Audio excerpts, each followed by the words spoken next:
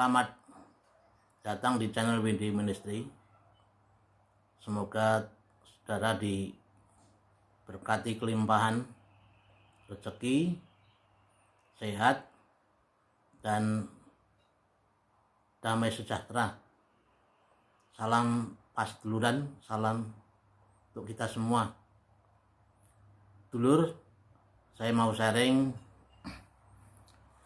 Mungkin dulur-dulur juga mengamati juga ya, adanya gejala-gejala kebangkrutan agama. Jadi agama mengalami, atau tepatnya umat beragama mengalami kebangkrutan iman, mengalami defisit iman. Jadi beragama tetapi tidak mempunyai iman, padahal iman mestinya menjadi rohnya, jiwanya beragama. Tetapi kalau beragama tapi mengalami defisit iman, mengalami kebangkrutan iman, ya berarti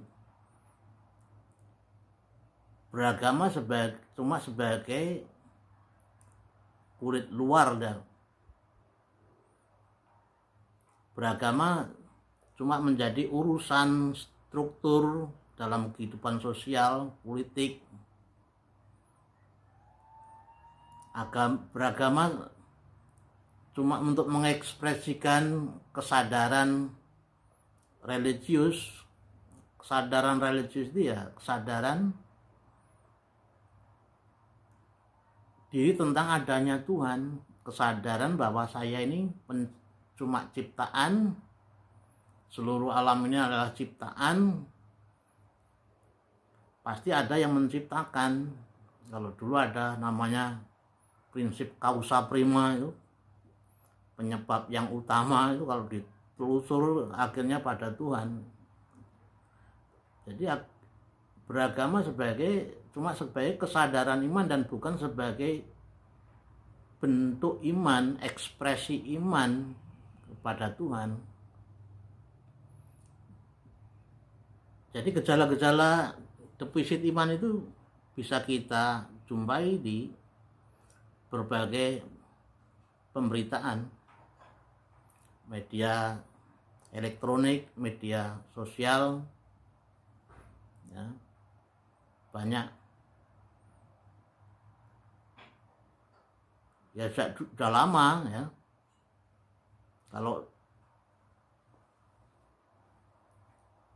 Jadi agama untuk dipakai sebagai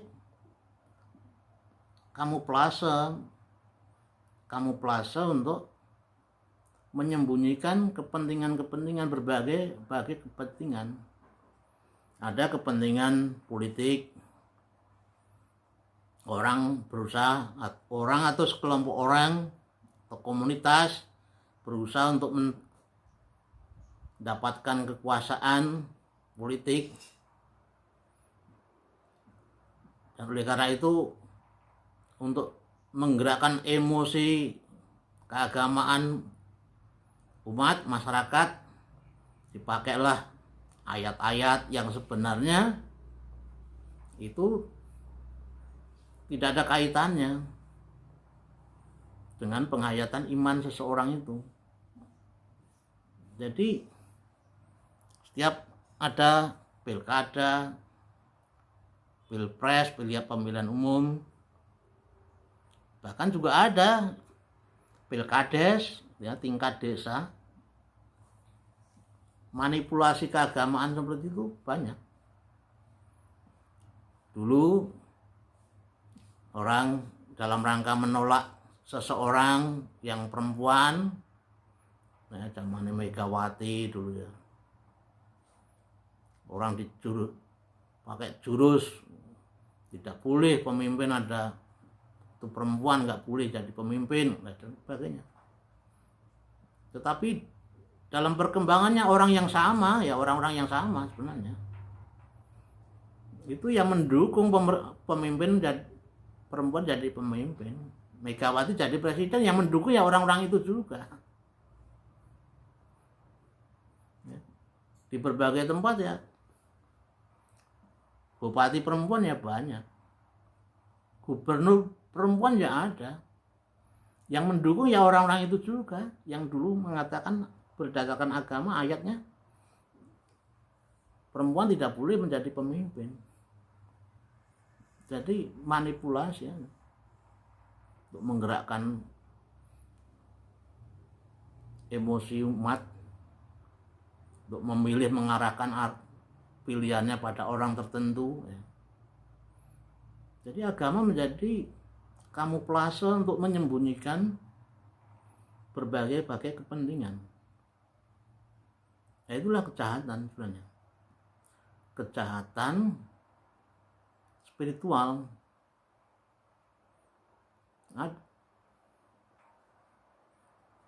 Ya. Ada juga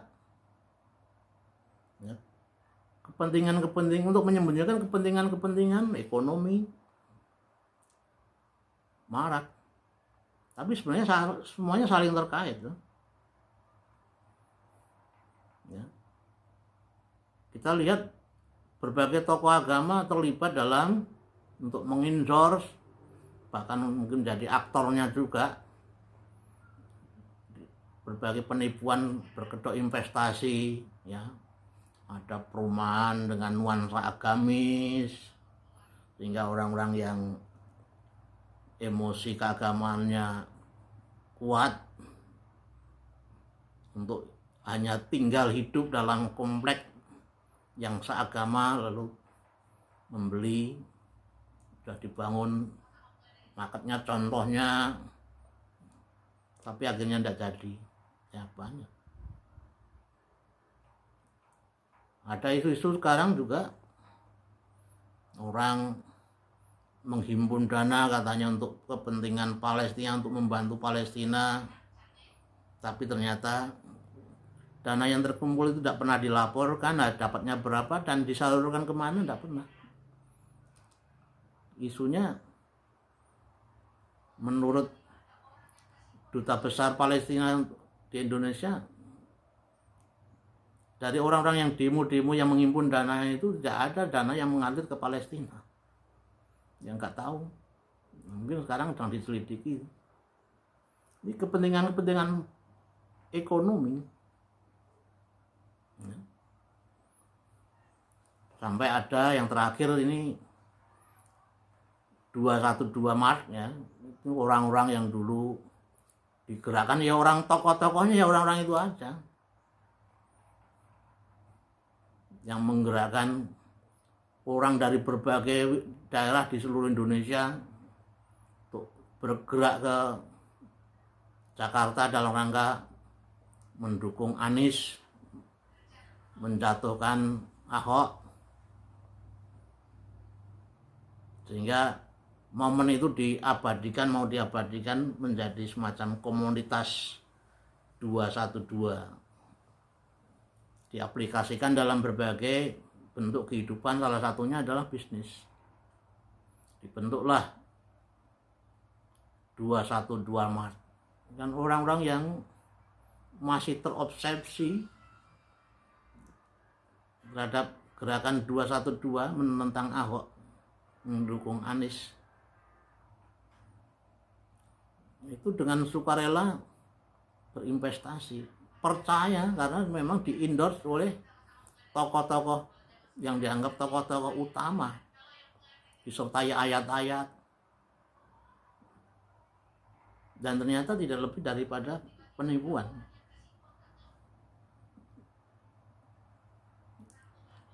Ada juga di kalangan Kristen juga ada. Saya cenderung bersifat penipuan.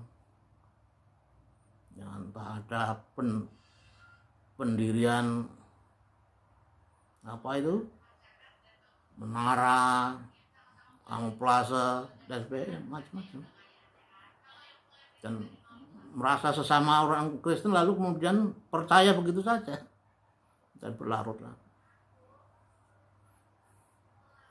Jadi agama, banyak orang umat beragama mengalami kebangkrutan, defisit iman. Beragama cuma sekedar sebagai tatanan kehidupan yang kemudian justru dipakai untuk memanipulasi, mengkamuflasekan kepentingan-kepentingan terselubung, kepentingan-kepentingan jahat yang sebenarnya untuk kepentingan diri sendiri, kepentingan kelompok. Ada juga kepentingan-kepentingan sosial, ya, kepentingan-kepentingan sosial. Agama dipakai untuk melanggengkan posisi-posisi di masyarakat, ya, atau keutamaan kelompok di masyarakatnya. Jadi orang melarang orang beragama tertentu dikubur di makam desa. Itu juga manipulasi, ya kan, manipulasi. Ya, ayatnya mana? Memang ketika masih hidup ya ada makan bareng-bareng nggak apa-apa, hidup suami istri beda agama nggak masalah, gitu. Bareng mati nggak boleh dikubur bareng-bareng di dalam satu komplek. Itu ayatnya mana? Ya cuma pengen supaya kelompoknya sebagai mempunyai keutamaan, mengatur, berkuasa, gitu aja. Jadi kepentingan-kepentingan sosial bermacam-macam juga ada, entah pendidikan, dunia pendidikan, ya, banyak juga di dunia pendidikan juga menggunakan agama sebagai kamuflase. Karena agama sudah juga disusupi dengan bukan hanya sosial, tapi juga bisnis juga. Ya, tanda-tandanya apa kalau orang beragama itu mengalami defisit iman? Ya kalau beragama itu menempatkan Tuhan menjadi seolah-olah Tuhan itu mati. Tuhan itu sudah tidak bisa bertindak. Dan oleh karena itu seolah-olah Tuhan mempercayakan mereka untuk bertindak atas nama Tuhan. Jadi kekerasan. Jadi kalau orang percaya Allah Maha Kuasa, Allah Maha Kasih, Ar-Rahman Ar-Rahim, Allah Maha Kuat. Lalu bagaimana percaya kepada Allah yang seperti itu? Apakah kemahakuasaan Allah itu tidak efektif?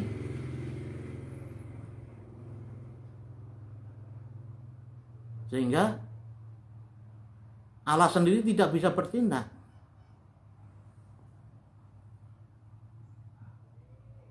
Jadi percaya kepada Allah itu tidak diaplikasikan, diwujudkan dalam kehidupan konkret. Karena cenderung percaya adanya Allah dan bukan percaya kepada Allah. Percaya itu kepada Allah.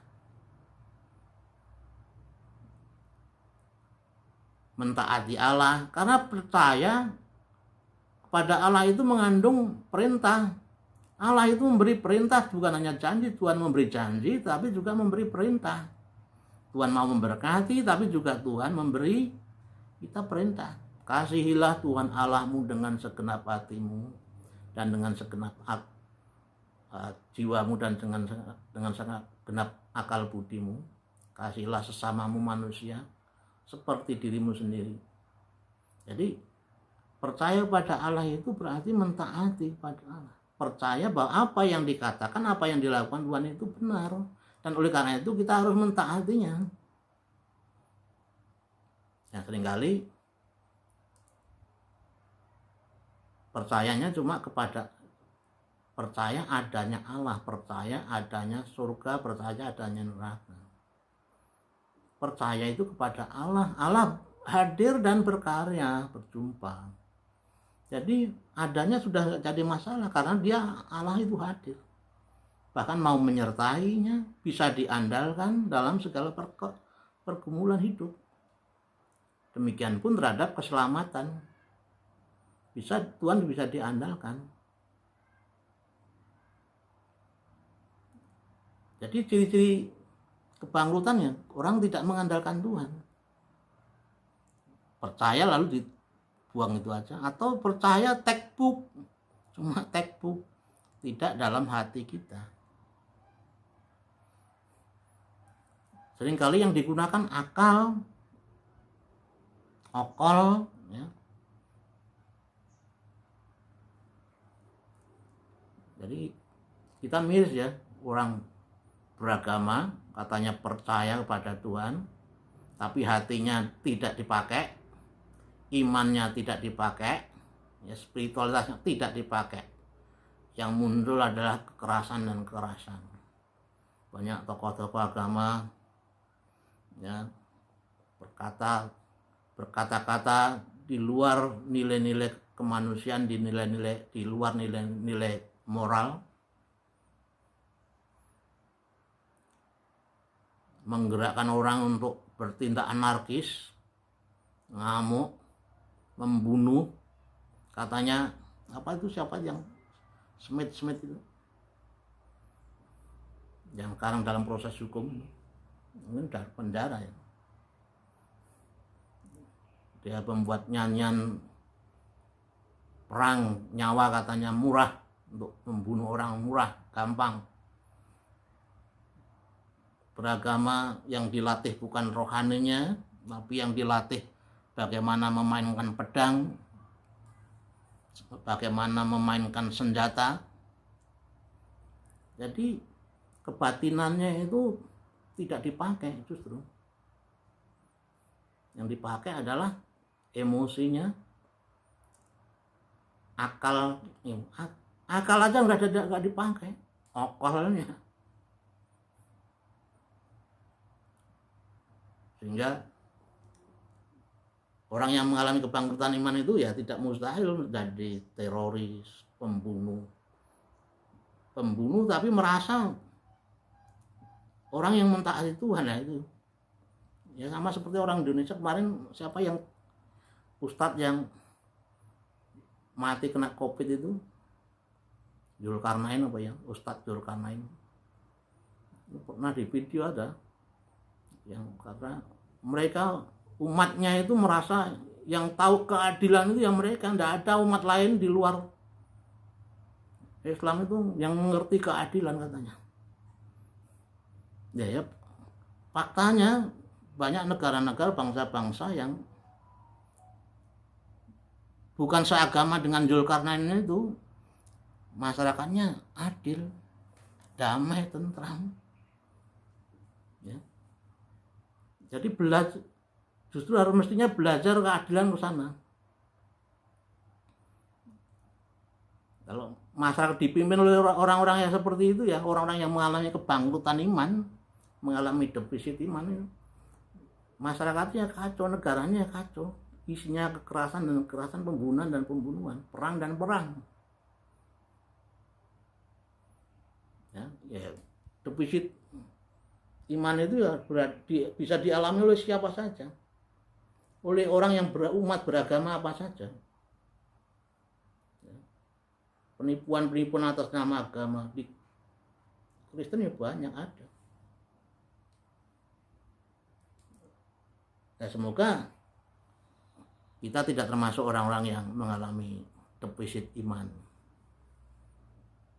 Kita mengandalkan, kita masih melatih hati nurani iman kita terkait dengan Tuhan. Kita percaya Tuhan bisa diandalkan. Kita menggunakan seminim mungkin emosi, akal, tetapi iman melampaui akal, melampaui emosi. Karena Rasul Paulus, dia pernah kehilangan akal, tetapi dia tidak kehilangan iman. Dia ditindas tapi dia tetap bisa mengendalikan diri untuk tetap percaya kepada Tuhan. Nah, jadi ciri-ciri orang yang kehilangan atau mengalami defisit iman ya, orang itu sebenarnya meskipun mereka sering mengucapkan kata-kata ungkapan-ungkapan yang agamis, tetapi dalam tindakannya justru bertentangan dengan imannya kepada Tuhan. Tuhan justru diabaikan, dianggap mati, dianggap tidak bisa bertindak, dianggap tidak bisa diandalkan lagi. Ya, semoga kita tetap waspada ya, untuk menghadapi orang-orang yang mengalami defisit iman, kebangkrutan iman, meskipun mereka mengklaim sebagai tokoh agama, ahli-ahli agama, yang ternyata mereka dipenuhi dengan berbagai kepentingan politik, ekonomi, sosial yang dikamuflasekan, dibungkus dengan ayat-ayat, dengan kedok agama, dengan nama-nama Tuhan. Semoga kita tetap sadar diri, tetap percaya kepada Tuhan dalam agama apa saja yang kita anut. Percaya kepada Tuhan, kalau Tuhan Maha Kuasa, andalkanlah Tuhan, Tuhan pasti bertindak. Kalau Tuhan percaya, kalau Tuhan adalah Maha Kasih, percayalah kepada Tuhan. Semua dosa, kesalahan bisa diampuni, bisa dimaafkan. Kalau kita percaya Tuhan Maha Kuat, maka segala beban pasti bisa ditanggung dengan pertolongan Tuhan. Demikian ya bro, Tuhan berkati sekalian. Salam ya, pas seduluran untuk kita semua.